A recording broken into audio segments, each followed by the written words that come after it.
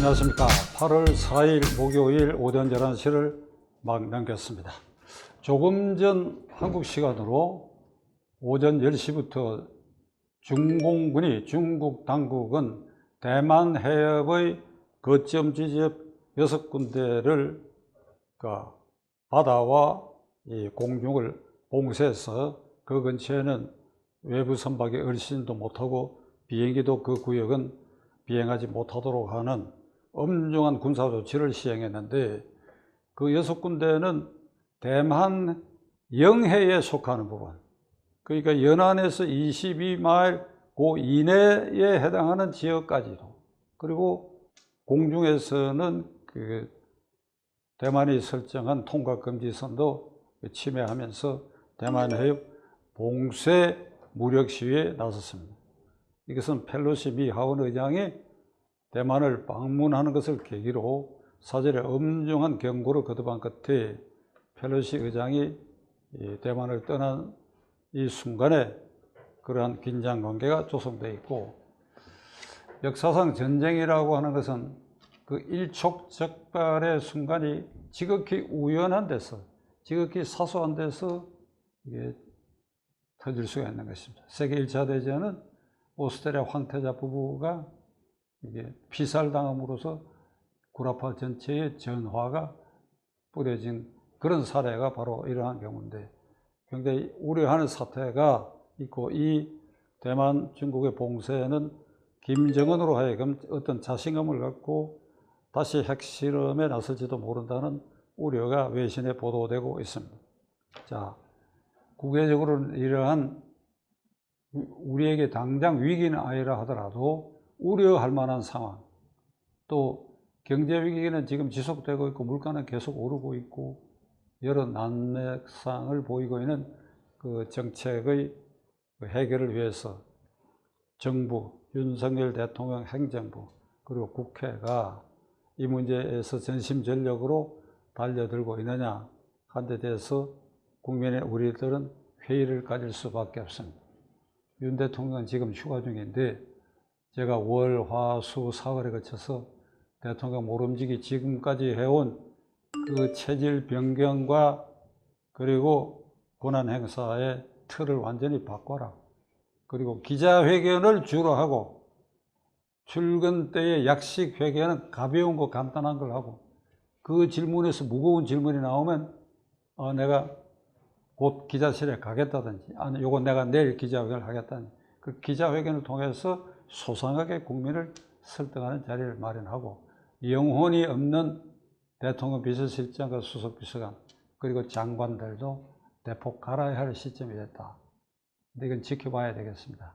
오늘은 특별히 이 국회가 어제 국민의 분노와 짜증을 살만한 기사가 났지요.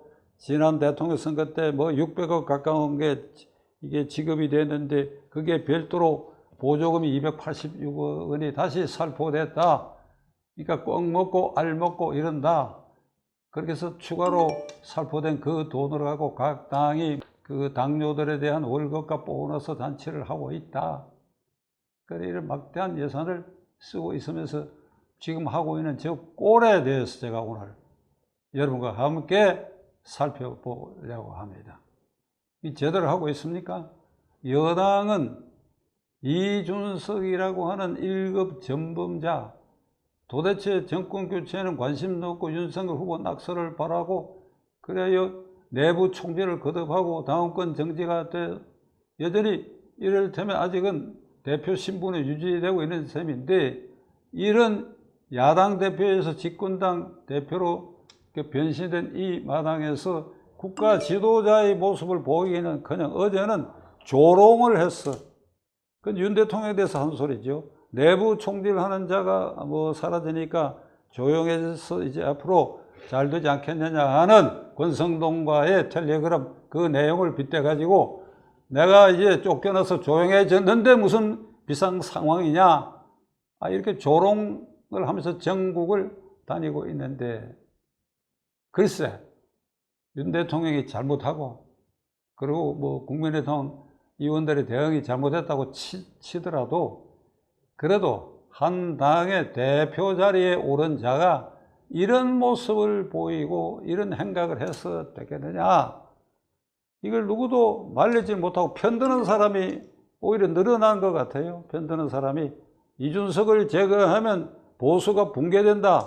이러면 대학 교수도 이렇게 얘기를 해요. 그 사람 머리에는 이 젊은이가 대통령 선거 과정에서 전범 행위를 한 것을 그건 까마득하게 잊고 하는 소리예요.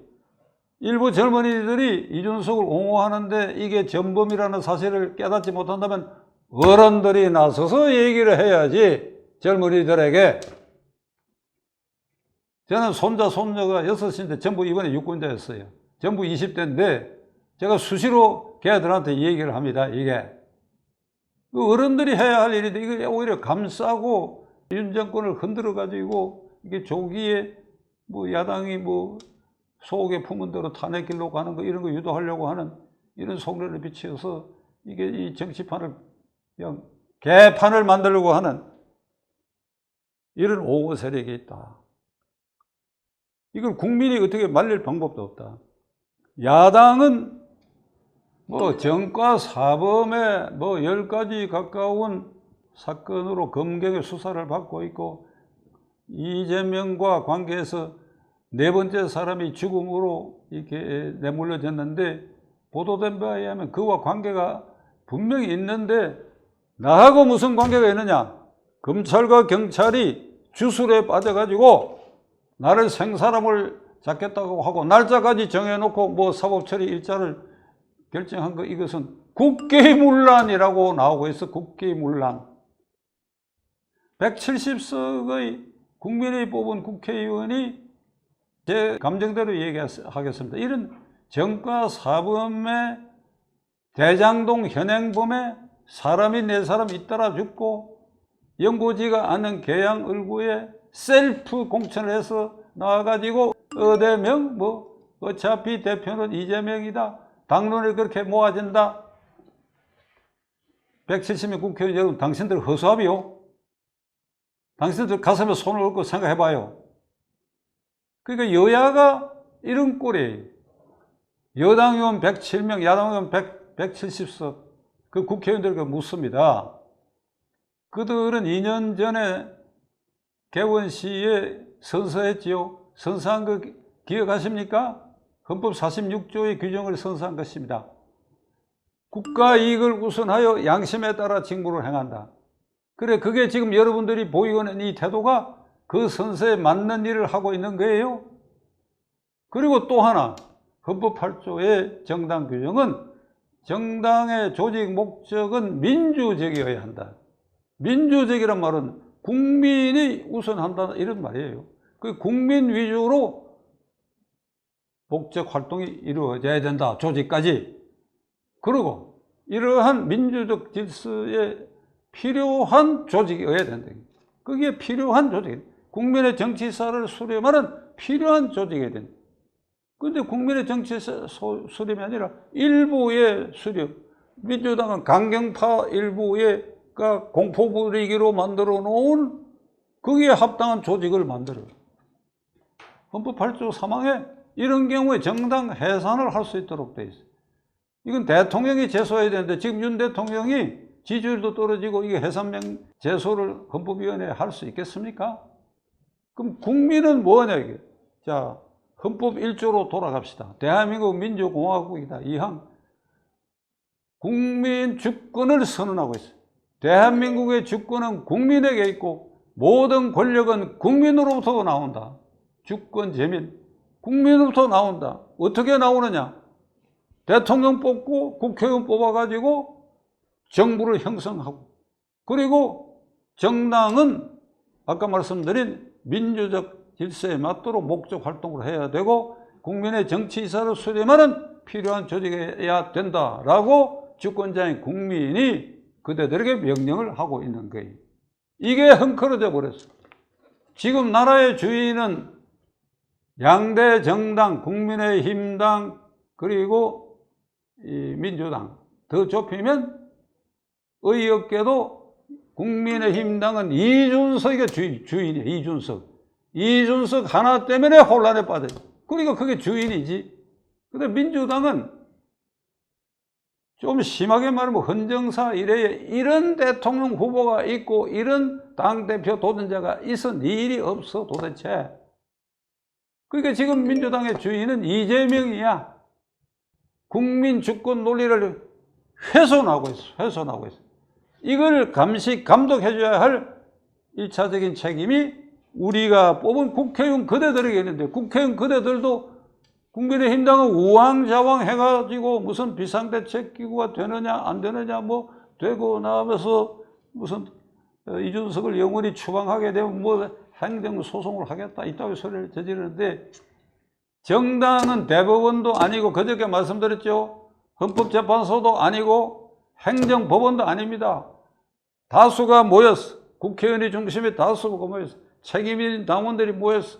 필요한 당헌을 개정하고 그리고 국민이 원하는 방향대로 가면 그만이지. 그래 조문을 갖고 지금 앞서거니 뒤서니 다투고 자기를 내세우고 이거 이럴 일이냐 이게. 그 민주당은 이재명 하나를 어찌할 줄 몰라갖고 그냥 겁이 나서 그런지 그 강경파들이 득세하는 바람에 이재명 씨가 이런 걸 제안했어요. 며칠 전에. 당 게시판에 욕설 게시판을 개설하자 그랬어요. 욕설 게시판을. 그러니까 자기에게 욕설을 하고 싶은 것도 그 게시판을 통해서 욕설을 퍼부으라 이런 얘기인데, 그 말은 뭔가 하면 나에 대한 욕설은 하지 마라. 그 게시판에 오르면 게시판에 오른 너희 놈들이 죽는다 이 소리예요. 이런 아주 사악한 발상과 논리에도 맞지 않는, 그러니까 이런 짓을 하는데도 170명이 끌려가고 있다.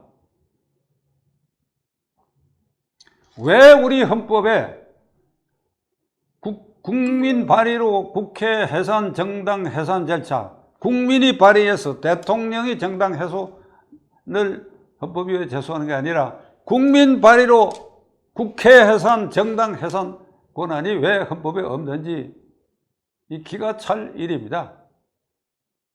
87년 대통령 직선제 개헌으로 6.25 이후에 현행 헌법이 논의될 때 제1야당, 그 당시 통일민주당 정책의장으로서 당 개헌 특위의 위원장은 강남구 출신 이중재 의원이셨고, 제가 간사인데 제 손을 다 거쳤던 헌법 중에 몇 가지 특징 중에, 예를 들면 정부 통령을 세트로 선출한다, 국회의원 임기는 3년으로 줄인다, 이런 게 있어서 부통령제를 누가 좀 이렇게 행정부의 권한을 분산시킨다 이런 것도 있고, 그때 제가 고려했던 것은 국민 발의로 정당 해산이나 국회 해산권을 두자는 생각까지 했었는데 이걸 제가 강력하게 주장하지 못했습니다.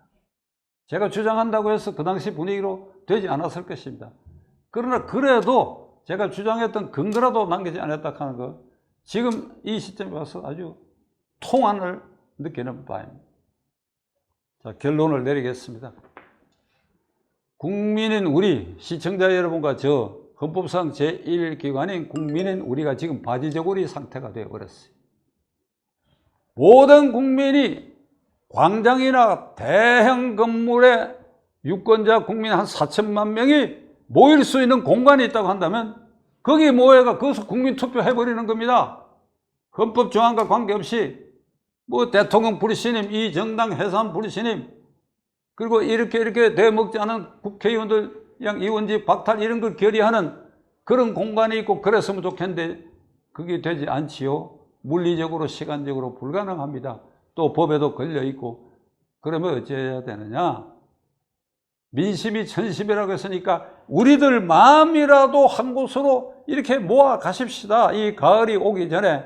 이 양당이 하는 행태는 틀림없이 무슨 불상사를 일으킬 것 같아요. 그럴 때 국민이 어떻게 나설 것인가? 광화문에 모일 것인가? 뭐 광화문 광장은 또 무슨 구조조정을 해갖고 집회 못한다고 되어 있으니까.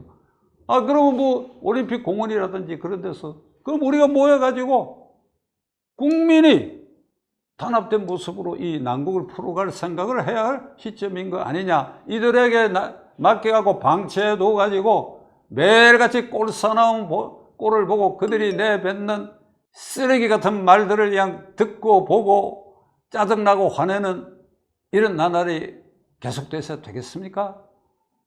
국민은 우리가 주권자인 우리가, 나라의 주인인 우리가 한번 심사숙고해 보십시다.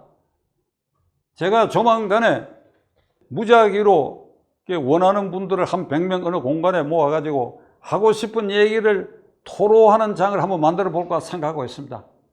그걸 유튜브로 생중계도 하고 거기에 나온 의견들을 모아가지고 대통령, 각 정당, 국회의원들에게도 한번 이걸 갖다가 들이미는 이런 공청회라 그럴까, 이런 것도 지금 제가 한번 생각해 보기로 하겠습니다. 끝까지 시청해 주셔서 감사합니다.